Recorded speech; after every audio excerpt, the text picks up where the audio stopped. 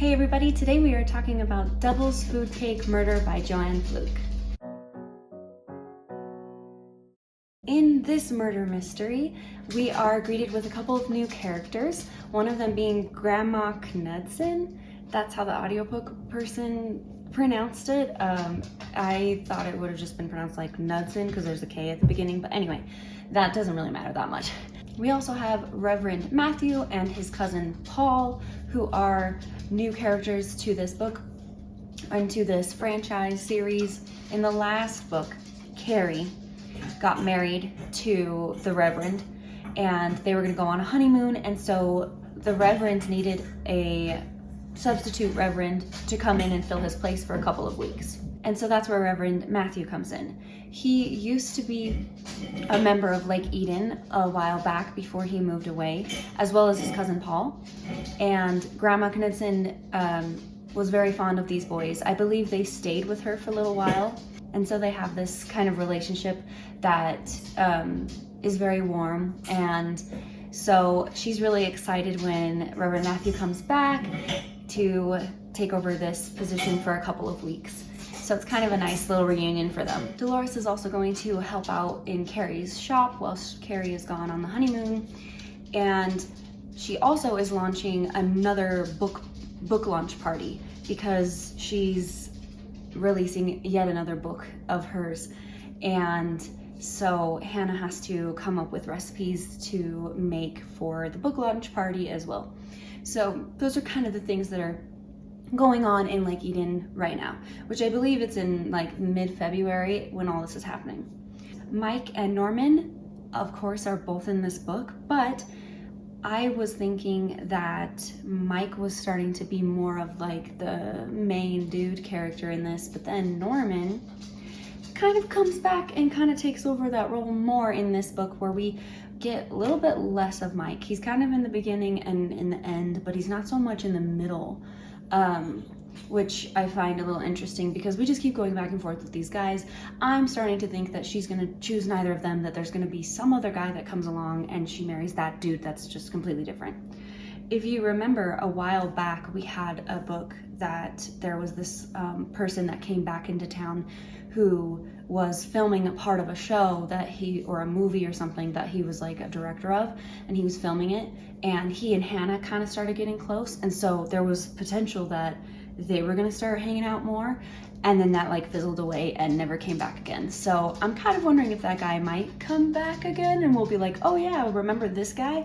Let's go ahead and start actually making this cake. So we are making the title of the book, The Devil's Food Cake. While we're making this, we're going to actually be making 2 cakes and we're going to layer them on top. There's going to be a fudgy frosting that we're going to put in the middle of it, and then also all over it. So it's going to be very chocolatey, very chocolatey.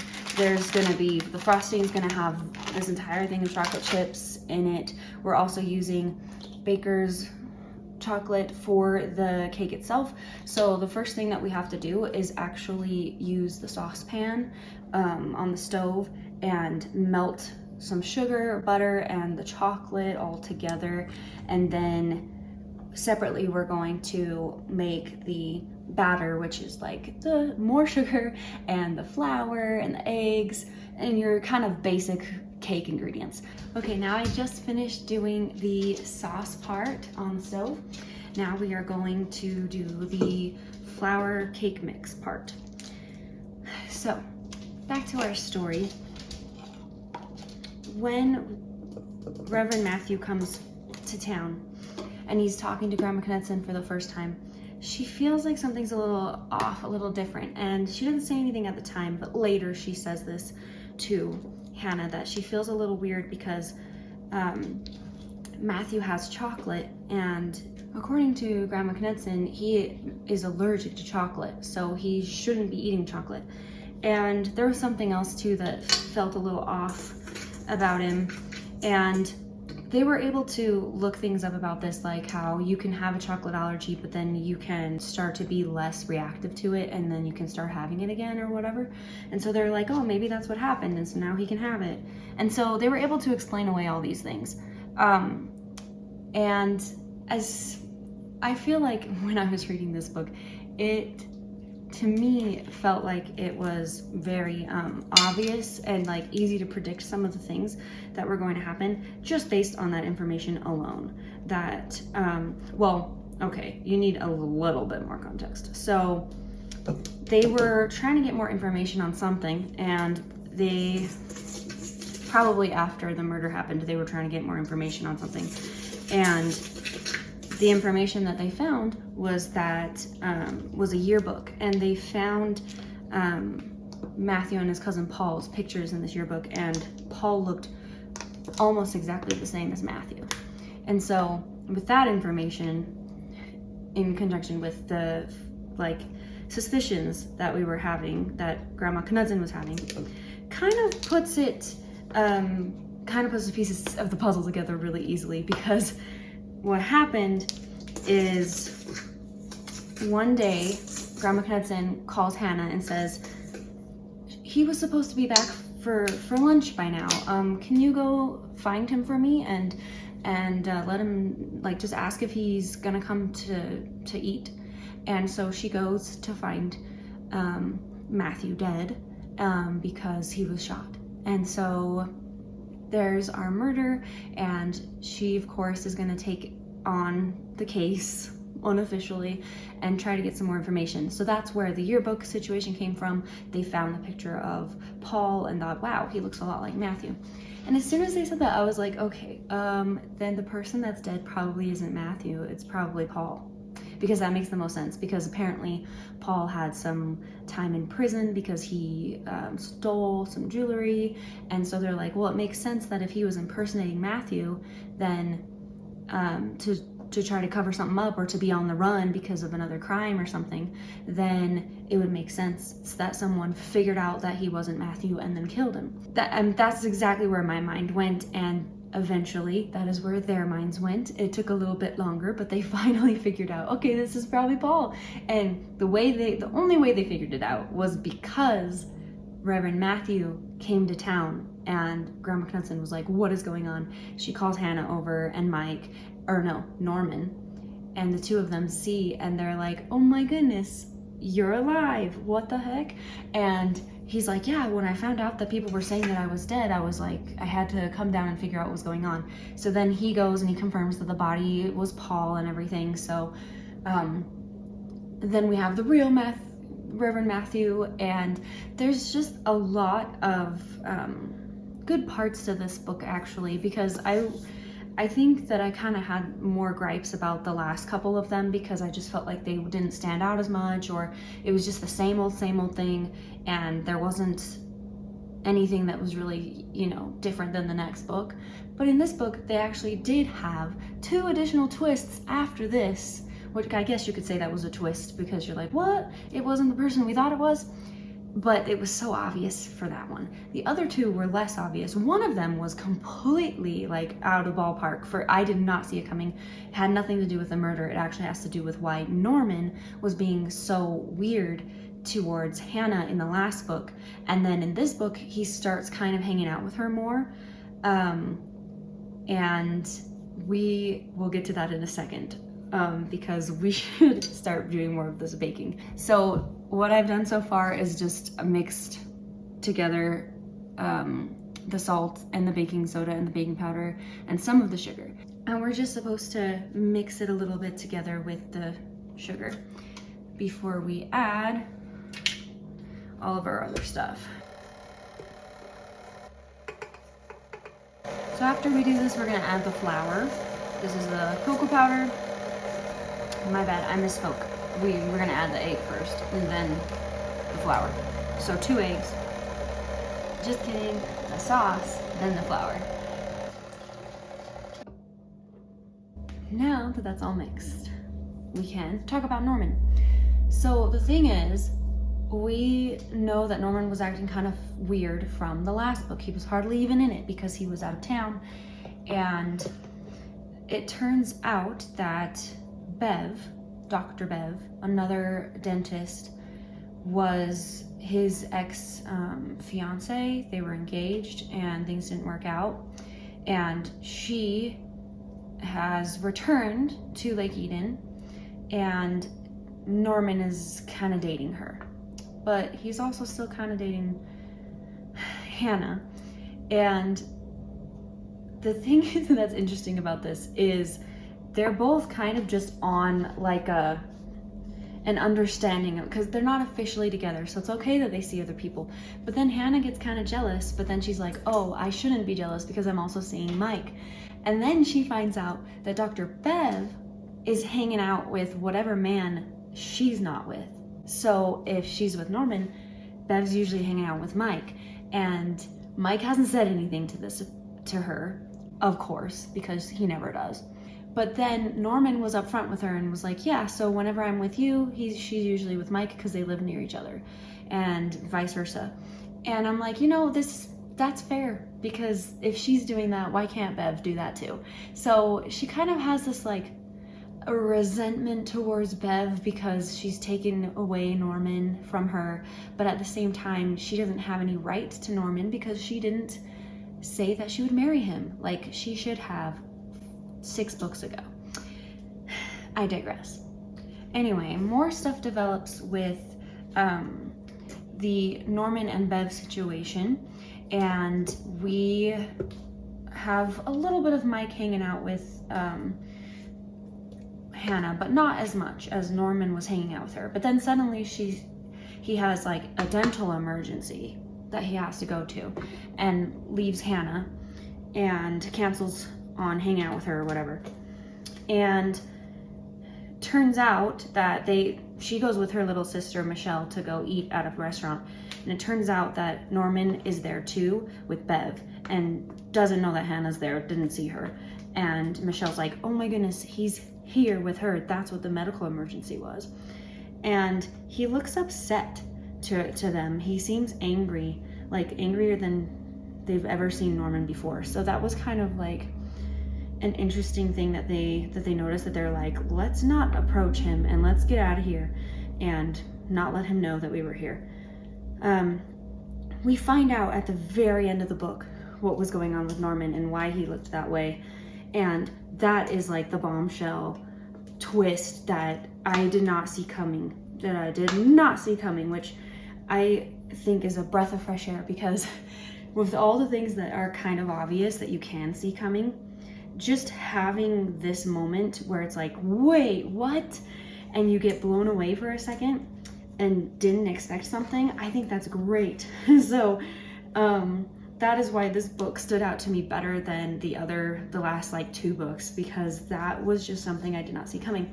Now, I will not tell you what it is now, what the thing is with Norman now, but in my next Baking with a Book review video, I will tell you what happened. So then that gives you a chance, if you want to find out for yourself what this twist is with Norman, then you can read the book yourself or go look up the answers yourself or whatever, so that I'm not spoiling it for you.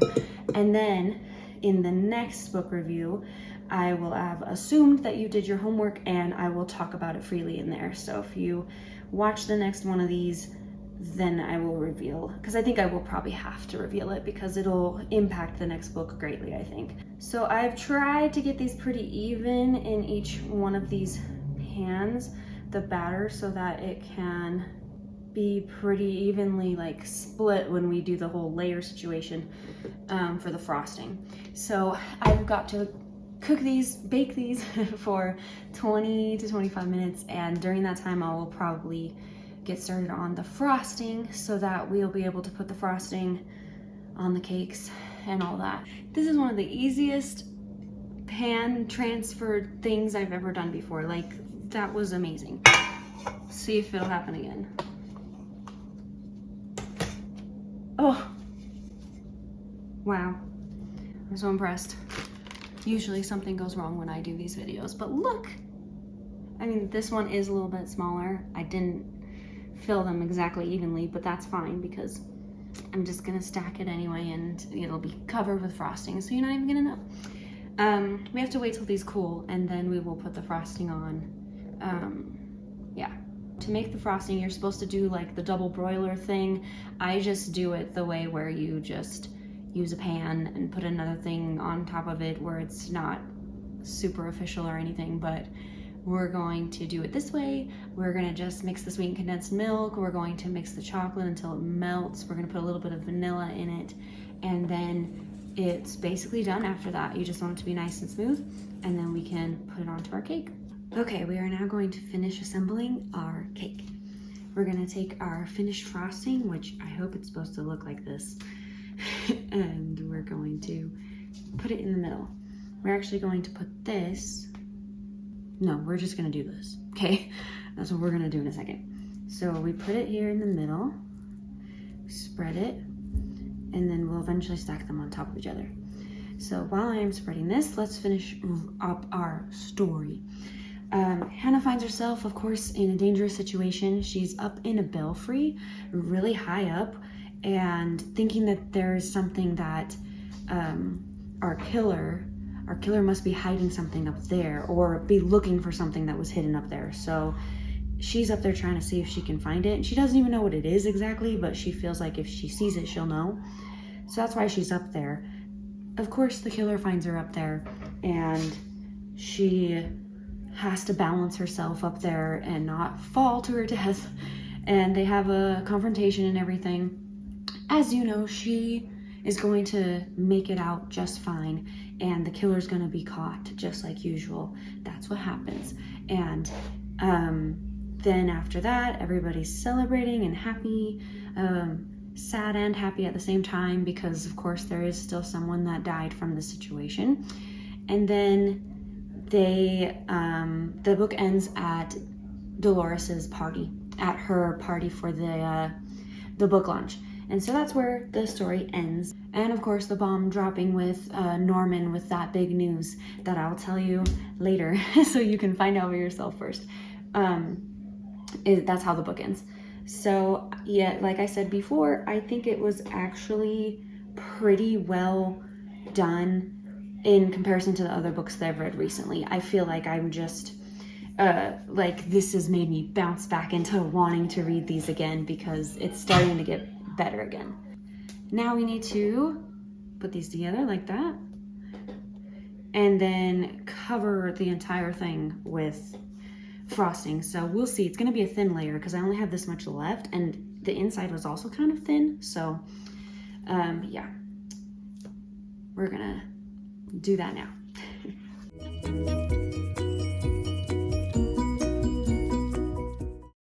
I probably shouldn't be using this to do it. We'll figure that out later.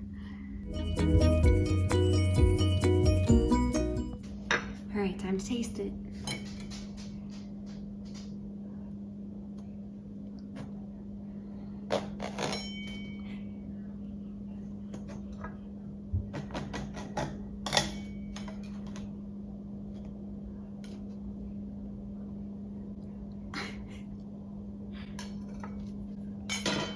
Let's get a nice shot of this. There it is. Ooh, this might be one of the best things I've ever made, presentation-wise. That looks lovely. All right, here we go. Okay. I must say, I'm not a chocolate girl, but I'm nothing if not dedicated. So this is a lot of chocolate for me. But if you're a chocolate lover, then I think you're gonna like this. The cake is a little dense, not as light as it could be, and that's because I didn't use cake flour. It said in the recipe to use cake flour, but you could do all-purpose flour if you needed to. So it said how to do it that way, and they warned that it would be less light of a mixture, and I can see that. But it is definitely hitting all the right chocolate marks for sure. And I thought it was gonna be more rich than this because of the frosting, but it's actually okay. And I think the thinness of the middle section was a good move because of all of the other chocolate layers of frosting everywhere else, that it's good that there's only a little bit in the middle, and it helps with the denseness of the cake itself as well. So I think it balances out pretty good, pretty well. And like I said, it looks beautiful, and anyone who really likes chocolate is not going to be disappointed in a fudge chocolate devil's food cake project. So yay, this turned out so well. I'm so happy that it did.